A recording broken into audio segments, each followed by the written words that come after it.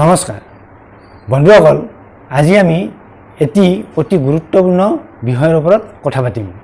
আৰু এই গুৰুত্বপূৰ্ণ বিষয়টো হৈছে কোষ্ঠকাঠিন্য বা কনষ্টিপেশ্যন।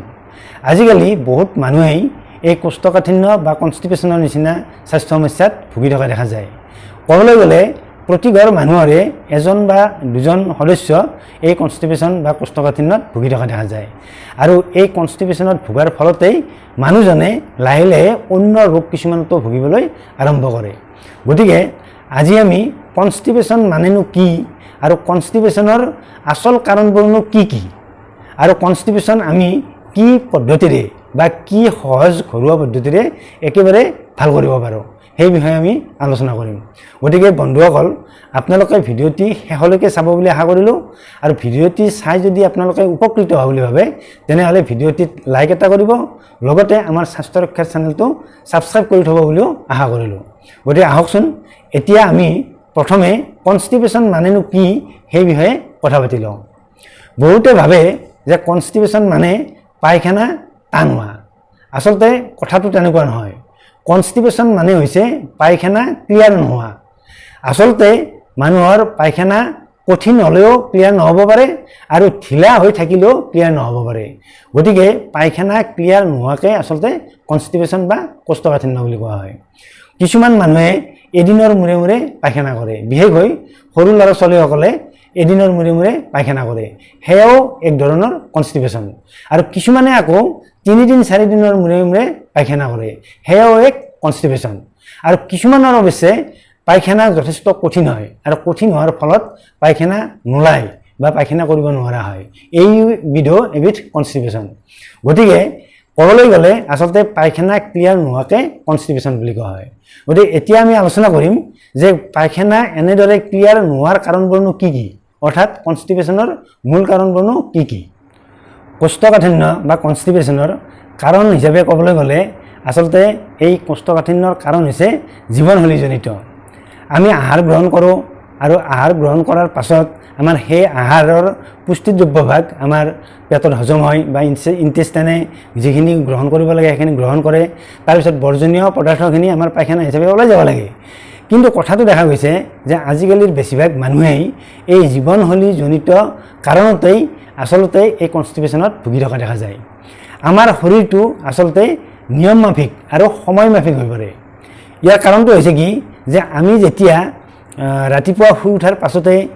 যিবোৰ কাম কৰোঁ সেই কামবোৰ আচলতে আমাৰ প্ৰতিদিনেই একে সময়তে একে কাম হ'ব লাগে, অৰ্থাৎ মানে ৰেগুলাৰিটিজ হ'ব লাগে, নিয়ম মাফিক হ'ব লাগে। ৰাতিপুৱা শুই উঠাৰ সময়ো আচলতে আমাৰ একেটা সময় হ'ব লাগে আৰু ৰাতি শুবলৈ যোৱাৰ সময়ো আমাৰ একে হ'ব লাগে আৰু খাদ্য গ্ৰহণৰ সময়ো আচলতে আমাৰ একে হ'ব লাগে। তেতিয়াহে আচলতে আমাৰ খাদ্য হজম প্ৰক্ৰিয়াটো আচলতে ভাল হয় আৰু খাদ্য হজম প্ৰক্ৰিয়া আমাৰ যিমানেই ভাল হ'ব আমাৰ সিমানেই আমাৰ এই পায়খানা ক্লিয়াৰ হোৱা পদ্ধতিটো আমাৰ সঠিক হৈ থাকিব, অৰ্থাৎ আমাৰ কনষ্টিপেশ্যন নোহোৱা হৈ থাকিব। আমি নিতৌ ৰাতিপুৱা শুই উঠাৰ পাছতে আচলতে কুহুমীয়া গৰম পানী 2 গিলাচ সেৱন কৰিব লাগে। তাৰপিছতে এলমণ্ড বাদাম হওক, কিচমিচ হওক, এনেকুৱা ফাইবাৰ জাতীয় খাদ্য আমি খাব লাগে। তাৰপিছত হয়তো আমি ৰাতিপুৱাৰ আহাৰ গ্ৰহণ কৰিব লাগে বা যি কাম আছে সেই কামবোৰ কৰিব লাগে। কিন্তু দেখা গৈছে আজিকালিৰ বেছিভাগ মানুহৰে এই জীৱনশৈলীৰ কোনো নীতি নিয়ম বা বেছিভাগ মানুহে কোনো নীতি নিয়মত চলিব নোৱাৰা হৈছে আৰু এনেদৰে চলিব নোৱাৰা হোৱাৰ ফলতেই আচলতে খাদ্য গ্ৰহণকে ধৰি ৰাতি শুবলৈ যোৱাৰ সময় বা জিৰণি লোৱা সময় আমাৰ খেলিমেলি হৈ পৰে আৰু এনেদৰে খেলিমেলি হৈ পৰাৰ ফলতেই আচলতে বেছিভাগ মানুহেই এই কোষ্ঠকাঠিন্য বা কনষ্টিপেশ্যনত ভোগা দেখা যায়। সেইবাবে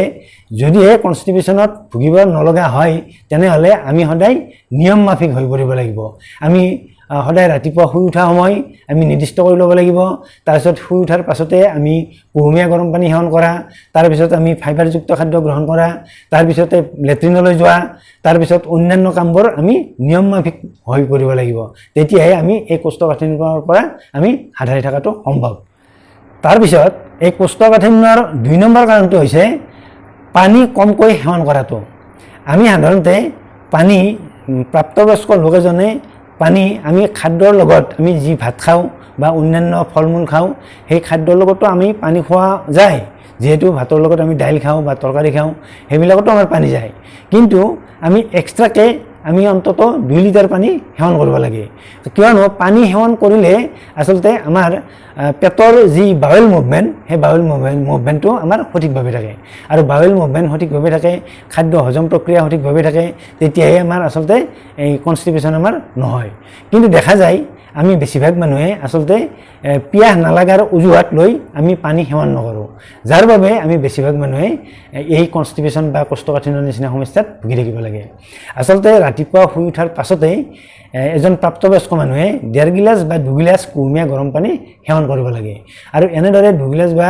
1.5 গিলাচ কুহুমীয়া পানী সেৱন কৰাৰ পাছতেই আচলতে লেট্ৰিনৰ প্ৰৱণতা আহে আৰু তাৰপিছত লেট্ৰিনলৈ গৈ লেট্ৰিন কৰিব লাগে গতিকে এই কনষ্টিপেশ্যনত নুভুগিবলৈ হ'লে আমি পানী যথেষ্ট পৰিমাণে আৰু বিশেষকৈ কুহুমীয়া গৰম পানী আমি সেৱন কৰিব লাগে এই কোষ্ঠকাঠিন্য বা কনষ্টিপেশ্যনৰ 3 নম্বৰ কাৰণটো হৈছে ফাইবাৰযুক্ত খাদ্য কমকৈ গ্ৰহণ কৰা আজিকালি যেহেতু আধুনিক যুগ বুলি কোৱা হয় আৰু চাৰিওফালে এই ফাষ্ট ফুড জাংক ফুড এইবিলাক পোৱা যায় আজিকালি বেছিভাগ মানুহেই এই ফাষ্ট ফুড আৰু জাংক ফুড খাই আচলতে জীয়াই থাকে যাৰ বাবে যিসকল মানুহে এই ফাষ্ট ফুড জাংক ফুডৰ ওপৰতে জীয়াই থাকে তেওঁলোকৰ এই কনষ্টিপেশ্যনৰ সমস্যাটো সদায় বেছি হোৱা দেখা যায় আমি সাধাৰণতে অসমৰ মানুহে ভাত খাওঁ ভাত আচলতে আমি আৰু আজিকালি আগতে উখোৱা চাউলৰ ভাত খাইছিলোঁ কিন্তু উখোৱা চাউলত আচলতে ফাইবাৰযুক্ত হয় গতিকে উখোৱা চাউলৰ ভাত খালে মানুহৰ কনষ্টিপেশ্যনৰ সমস্যা খুব কমকৈ হয় বা প্ৰায় নহয় বুলি ক'ব পাৰি কিন্তু আজিকালিৰ বেছিভাগ মানুহে আৰৈ চাউলৰ ভাত খায় আৰু আৰৈ চাউলত আচলতে ফাইবাৰ নাথাকে বুলি ক'ব পাৰি গতিকে যেহেতু আজিকালিৰ মানুহে আৰৈ চাউলৰ ভাত খায় বা বেছিকৈ ফাষ্ট ফুড জাংক ফুড খায় গতিকে এই কনষ্টিপেশ্যন হোৱাটো আচলতে নিশ্চিত গতিকে আমি এই কনষ্টিপেশ্যনৰ সমস্যাৰ পৰা আঁতৰি থাকিবলৈ হ'লে বা কনষ্টিপেশ্যনৰ সমস্যাক আমি দূৰত ৰাখিবলৈ হ'লে আমি সদায় ফাইবাৰযুক্ত খাদ্য গ্ৰহণ কৰিব লাগিব আৰু ফাইবাৰযুক্ত খাদ্য বুলি ক'লে সেউজীয়া শাক পাচলিকে বুজায় সেউজীয়া শাক পাচলি আমি প্ৰতিসাজ খাদ্যতে আচলতে সেউজীয়া শাক পাচলি যথেষ্ট খাব লাগে আৰু ক'বলৈ গ'লে আমি ভাতৰ পৰিমাণটো আচলতে সদায় কমকৈ খাব লাগে যেহেতু আজিকালি সকলো মানুহেই বা বেছিভাগ মানুহেই বগা চাউলৰ ভাত খায় অৰ্থাৎ কম ফাইবাৰযুক্ত চাউলৰ ভাত খায় গতিকে ভাতৰ পৰিমাণ কম কৰি সেউজীয়া শাক পাচলিৰ পৰিমাণ বৃদ্ধি কৰিব লাগে আৰু কেঁচা ফল মূল বা পকা ফল মূলৰ পৰিমাণ আচলতে বৰ বৃদ্ধি কৰিব লাগে আৰু লগতে ৰাতিপুৱা শুই উঠাৰ পাছতে বাদাম যিকোনো বাদাম 4টা বা 5টাকৈ নিতৌ সেৱন কৰাৰ অভ্যাস গঢ়ি তুলিব লাগে আৰু এনেদৰে অভ্যাস গ্ৰহণ কৰিলে কেতিয়াও এই কোষ্ঠকাঠিন্য বা কনষ্টিপেশ্যনত ভুগিব লগা নহয় কোষ্ঠকাঠিন্যৰ আন এক কাৰণ হৈছে কমকৈ শাৰীৰিক পৰিশ্ৰম কৰা কিছুমান মানুহ আছে দিনটোৰ ভিতৰত শাৰীৰিক পৰিশ্ৰম নকৰেই বহি শুই আচলতে কটাই দিয়ে তেওঁলোকৰ ক্ষেত্ৰত কিন্তু এই কনষ্টিপেশ্যনৰ সমস্যাটো সদায় বেছি আচলতে যিসকল লোকে শাৰীৰিক পৰিশ্ৰম চলাই থাকে বা নিয়মীয়া শাৰীৰিক পৰিশ্ৰম কৰে তেওঁলোকৰ আচলতে এই কনষ্টিপেশ্যনৰ সমস্যা কেতিয়াও নহয় কিন্তু যিসকল লোকৰ শাৰীৰিক পৰিশ্ৰম কৰাৰ কোনো সুবিধা নাথাকে বা শাৰীৰিক পৰিশ্ৰম নকৰিলেও জীৱনটো চলে তেওঁলোকে আচলতে ৰাতিপুৱা আৰু গধূলি সময়ত খোজ কাঢ়াৰ অভ্যাস গঢ়ি তুলিব লাগে গতিকে এই খোজ কাঢ়াৰ অভ্যাস গঢ়ি তুলিলেও আচলতে এই কনষ্টিপেশ্যনৰ সমস্যাৰ পৰা দূৰত থাকিব পাৰি আচলতে শাৰীৰিক পৰিশ্ৰম কৰি থাকিলে বা নিয়মীয়া শাৰীৰিক পৰিশ্ৰম কৰি থকা মানুহৰ আচলতে বাউল মুভমেণ্টটো সঠিকভাৱে হৈ থাকে যাৰ বাবে আচলতে এই কনষ্টিপেশ্যনৰ সমস্যাত ভুগিব লগা নহয় সেইবাবে যিসকল লোকে অন্ততঃ কনষ্টিপেশ্যনৰ নিচিনা সমস্যাত ভুগি আছে তেওঁলোকে সদায় এই নিয়মীয়া শাৰীৰিক পৰিশ্ৰম কৰিব লাগে আৰু যিসকলৰ শাৰীৰিক পৰিশ্ৰম কৰাৰ কোনো সুবিধা নাথাকে তেওঁলোকে ৰাতিপুৱা গধূলি আচলতে এই বেগাই খোজ কঢ়াৰ যিটো পদ্ধতি সেই পদ্ধতি মানি চলিব লাগে তেতিয়া এই কনষ্টিপেশ্যনৰ নিচিনা সমস্যা সদায় দূৰত থাকে কোষ্ঠকাঠিন্যৰ আন এক সমস্যা হৈছে ষ্ট্ৰেছ বা টেনশ্যনত ভুগি থকাটো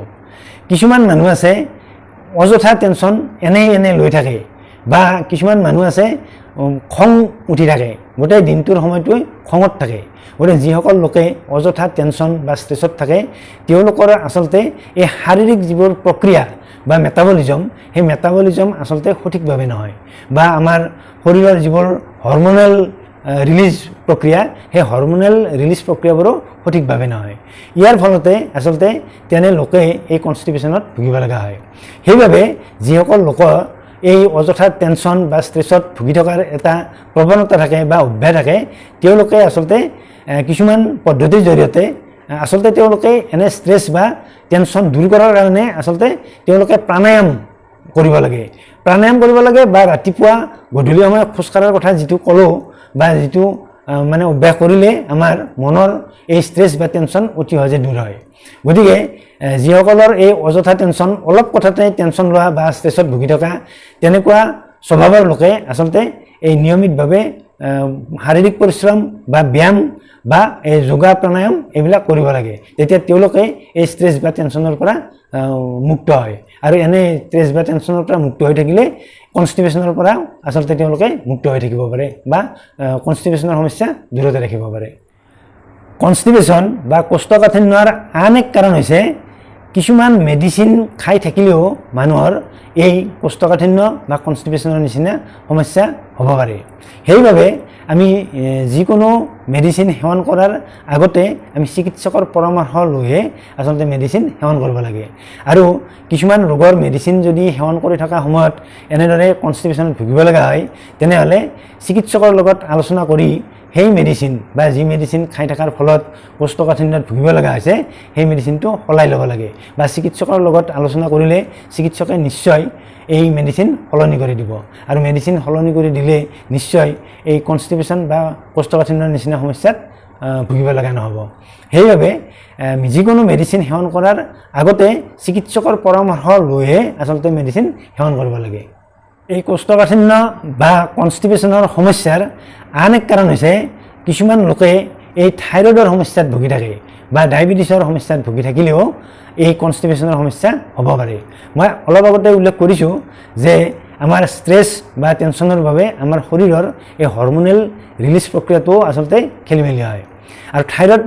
গ্ৰন্থিৰ সমস্যা বা ডায়েবেটিছৰ সমস্যা সেইটো এবিধ আচলতে হৰমনৰ সমস্যা। গতিকে এনেধৰণৰ হৰমনৰ সমস্যাত ভুগি থাকিলেও মানুহৰ এই কনষ্টিপেশ্যন বা কোষ্ঠকাঠিন্যৰ নিচিনা সমস্যাত ভুগিব লগা হয়। গতিকে আমি থাইৰয়ডৰ সমস্যা থাকিলে চিকিৎসকৰ পৰামৰ্শ মতে বা চিকিৎসাৰ জৰিয়তে আমি থাইৰয়ডৰ সমস্যা কমাই ল'ব লাগে। ঠিক তেনেদৰে ডায়েবেটিছৰ সমস্যাত ভুগি থাকিলেও আমি ডায়েবেটিছ সদায় কণ্ট্ৰলত ৰখাৰ চেষ্টা কৰিব লাগে। তেতিয়াহে আমি এই কনষ্টিপেশ্যনৰ নিচিনা সমস্যাত ভুগিব লগা নহয় বা কনষ্টিপেশ্যনৰ সমস্যাত ভুগিলেও আমি থাইৰয়ডৰ সমস্যা বা ডায়েবেটিছৰ সমস্যাৰ পৰা যদি আমি ভাল পাওঁ বা কণ্ট্ৰলত ৰাখিব পাৰোঁ, তেতিয়া কনষ্টিপেশ্যনৰ সমস্যাও আমি নিশ্চয় ভাল কৰি ল'ব পাৰোঁ। এই কনষ্টিপেশ্যনৰ সমস্যাৰ আন এক কাৰণ হৈছে যিসকল লোকে বেছিকৈ মাংস, মাছ, কণী এইবোৰ খাদ্য গ্ৰহণ কৰে, তেওঁলোকৰো আচলতে এই কনষ্টিপেশ্যনৰ সমস্যাটো অলপ বেছি হয়। কিয়নো যিসকল লোকে এই মাছ, মাংস, কণী বা গাখীৰজাতীয় খাদ্য বেছিকৈ গ্ৰহণ কৰে, তেওঁলোকে আচলতে এই ফাইবাৰযুক্ত খাদ্য অলপ কমকৈ গ্ৰহণ কৰিব লগা হয়। সেইবাবে আৰু যিহেতু মাছ, মাংস বা কণীত ফাইবাৰ একেবাৰে নাই বুলিও ক'ব পাৰি, গতিকে এই মাছ, মাংস, কণী খোৱাৰ ফলত বেছিকৈ মানুহে কনষ্টিপেশ্যনত ভুগিব লগা হয়। সেইবাবে যিসকল লোকে অন্ততঃ এই কনষ্টিপেশ্যনৰ নিচিনা সমস্যাত ভুগি আছে, তেওঁলোকে যিমান পাৰে সিমান কমকৈ এই মাছ, মাংস, কণী জাতীয় খাদ্য কমকৈ গ্ৰহণ কৰিব লাগে আৰু বিশেষকৈ এই ডেইৰী প্ৰডাক্টবোৰ অলপ কমকৈ গ্ৰহণ কৰিব লাগে। গতিকে যিসকল লোকে এই কনষ্টিপেশ্যনৰ সমস্যাত ভুগি আছে, তেওঁলোকে মাছ, মাংসৰ পৰিমাণ কমাই দি সদায় সেউজীয়া শাক পাচলিৰ পৰিমাণ খাদ্যত বৃদ্ধি কৰিলেহে তেওঁলোকে এই কনষ্টিপেশ্যনৰ নিচিনা সমস্যাৰ পৰা সদায় ৰেহাই পাব পাৰে। বন্ধুসকল, এই কোষ্ঠকাঠিন্য বা কনষ্টিপেশ্যনৰ মূল কাৰণবোৰনো কি কি সেই বিষয়ে আপোনালোকে নিশ্চয় জানিব পাৰিলে। আচলতে আমি যদিহে জীৱনশৈলীত আমি নিয়মমাফিক হৈ পাৰোঁ, খাদ্য গ্ৰহণৰ ক্ষেত্ৰতে হওক বা অন্যান্য কাম কাজ কৰাৰ ক্ষেত্ৰতে হওক, টোপনি মাৰাৰ ক্ষেত্ৰতে হওক, আৰু আমি ৰাতিপুৱা শুই উঠি যদিহে অন্ততঃ আমি কুহুমীয়া গৰম পানী সেৱন কৰাৰ অভ্যাস গঢ়ি তোলোঁ, তেতিয়া নিশ্চয়কৈ আমি এই কনষ্টিপেশ্যনৰ নিচিনা সমস্যাত ভুগিব লগা নহ'ব। আৰু আমি সদায়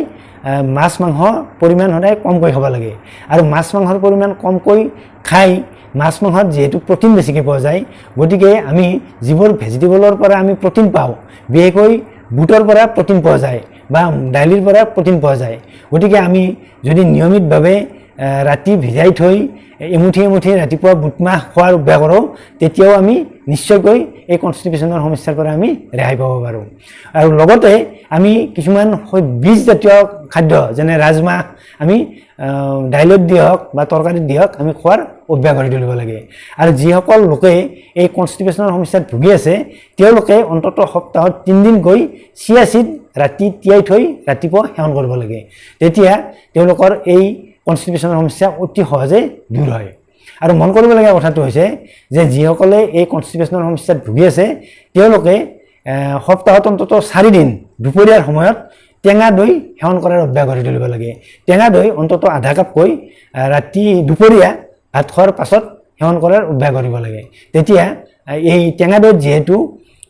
ভাল বেক্টেৰিয়া থাকে বা প্ৰ'বায়'টিক থাকে এই প্ৰ'বায়'টিকে আচলতে কনষ্টিপেশ্যন নোহোৱাকৈ ৰখাত সহায় কৰে গতিকে আমি যদি আমাৰ জীৱনশৈলীত এনেকুৱা নীতি নিয়ম আমি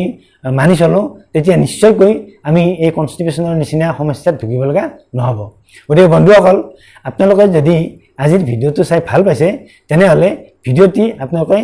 লাইক কৰিব লগতে শ্বেয়াৰ কৰিব বুলিও আশা কৰিলোঁ অন্য এটা ভিডিঅ'ত আপোনালোকক লগ পোৱাৰ আশাৰে আজিলৈ সামৰিছোঁ ধন্যবাদ